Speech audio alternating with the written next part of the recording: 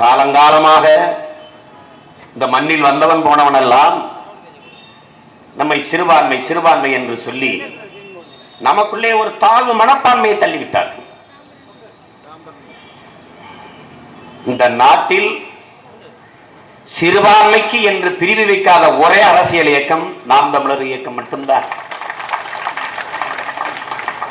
என் தம்பி வேங்கை இப்ராஹிம் தான் சொல்லுவான், நம்மாலும் மானங்கட்டு போய் சிறுபான்மை பிரிவின் ஒன்றிய செயலாளர் என்று போட்டுக் கொள்கிறானே என்று சொல்கிறார்.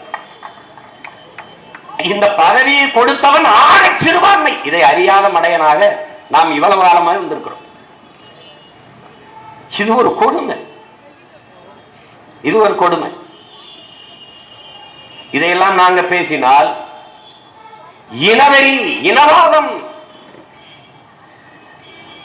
நபிகள் நாயகம் ஸல்லல்லாஹு அலைஹி வஸல்லம் அவர்களிடத்திலே கேட்கிறார்கள், ஒரு இனத்தை பேரன்பு கொண்டு நேசிப்பது இனவெறியா என்று கேட்கிறார். அதுக்கு அலைஹி வஸல்லம் சொல்கிறார்கள், இல்லை, மாறாக எது இனவெறி?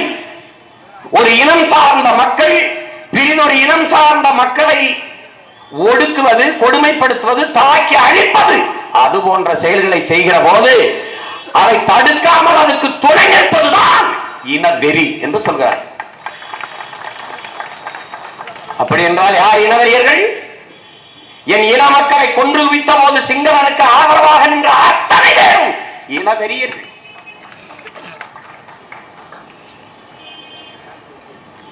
அதை தடுக்க போராடி தடுக்க முடியாமல் செத்து விழுந்ததற்கு கதறி எழுத எங்களை இனவெறியர்கள் இனவெறியர்கள் என்று தூற்றிக் கொண்டிருக்கிறார்.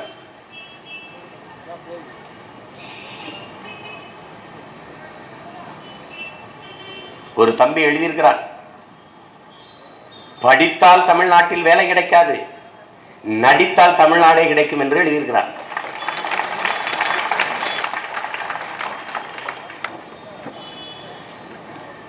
இன்னொரு தம்பி போடுகிறான், பாகுவழி எப்படி செத்தான் என்பதை பார்ப்பதற்கு 1500 கோடி கொடுக்கிற நீங்கள் செத்து விழுந்த 200 விவசாயிக்கு ஒத்த ரூபாயை கொடுக்கவில்லையே என்று எழுதுகிறார். படிக்கும் போது அவ்வளவு வலி. நாங்கள் எல்லாம் இன வெறியர்கள், நாங்கள் எல்லாம் பிரிவினைவாதிகள், நாங்கள் எல்லாம் ஜனநாயகத்திற்கு எதிரானவர்கள். தமிழனை போல ஒரு மாண்புமிக்க ஜனநாயகவாதி இந்திய பெருநிலத்தில் இல்லை, உலகத்திலே வேணும் இல்லை. உலகத்திலே வேணும் இல்லைங்கிற கேப்பா, உலகத்துக்கு போயிட்டான் சீமான். ஈழத்தில் என் இன மக்களை கொத்து கொத்தாக கொன்று குவிக்கிறான் சிங்களன்.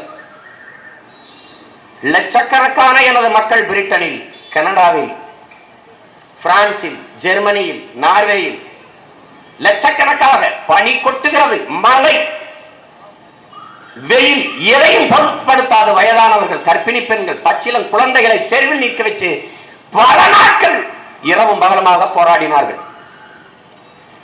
ஒரு கடையை உடைக்கல, ஒன்றை தீ வச்சு கொளுத்தல, ஒரு பேருந்த மறிக்கல, ஒரு பேருந்த உடைக்கல. ஆனால் அதே பிரிட்டனில் ஒரு கருப்பர் இனத்திற்காரனை காவல்துறை சுட்டுவிட்டது. 8000 கோடிக்கு இழப்பு வர அளவுக்கு கலவரம் நடந்துருச்சு. 8000 கோடிக்கு ஒருவரை சுட்டுக் கொண்டதற்கு. இவ்வளவு அவன் ஒரு தீவிரவாத செயலில் ஈடுபட போனான், அதற்கு பிரிட்டன் காவல்துறை தடுத்து சுட்டுட்டது. பெரிய கலவரம் அந்த நிலத்தில்.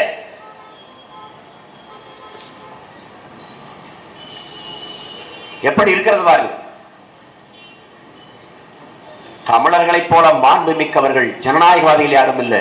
ஏன் எங்கள் மக்கள் உலகம் எங்கும் போனாலும் அந்த ஜனநாயகத்தை கடைபிடிக்கிறார்கள் என்றால் எங்கள் தலைவன் அப்படி.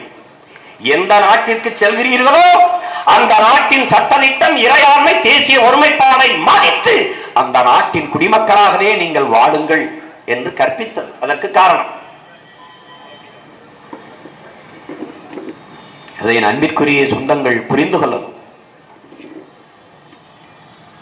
என் இன மக்கள் கொன்றொழிக்கப்படுகிற போது எத்தனையோ சிங்களர்களின் மாணவர்கள் இங்கே பல ஆயிரக்கணக்கில் பல லட்சக்கணக்கில் படித்துக் கொண்டிருந்தார்கள். திருப்பூர்களில் இருக்கிற தொழிற்சாலைகளில் மேலாளர்களாக பல சிங்களர்கள் வேலை செய்தார்கள். எண்ணற்ற புத்தகங்கள் இங்கு வந்து வழிபட்டு பத்திரமாக சென்றார்கள். எண்ணற்ற சிங்கள நிறுவனங்கள் இங்கே வர்த்தகம் செய்து கொண்டிருந்தது. ஆனால் அவர்கள் மீது ஒரு தமிழ் இளைஞனுடைய விரல் நகம் கூடப்பட்டதில்லை.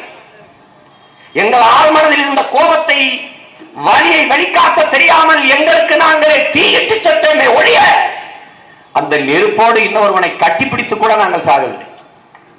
காரணம் என்ன? மிகப்பெரிய ஜனநாயகவாதிகள்.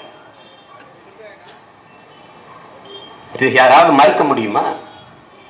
ஏன்? எங்கள் தலைவன் அப்படி. அறத்தின் வழி நின்று வாழ்ந்த மறவர் கூட்டத்தின் பிள்ளைகள் நாங்கள். அரசியல் பிழைத்தோர்க்கு அறம் கூற்றாகும் என்கிறது சிலப்பதிகாரம். பிறப்பு ஒக்கும் எல்லா உயிருக்கும் பகுத்துண்டு பல்லுயிர் ஓம்புதல், இதுதான் தமிழர் மறை கற்பிக்கிறது.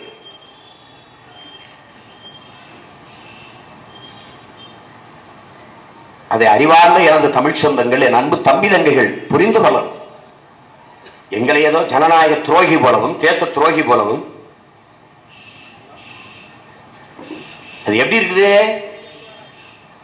சங்கிலி அத்துக்கிட்டு ஓட திருடன் விரட்டி பிடிக்க வர கூட்டத்தில் சேர்ந்துகிட்டு பிடிங்க பிடிங்க திருடன் திருடன் என்று சொல்வது போல இந்த நாட்டின் உண்மையான தேச துரோகி எவனோ அவன் எங்களை எல்லாம் தேச துரோகி என்று சொல்லிக் கொண்டிருக்கிறான்.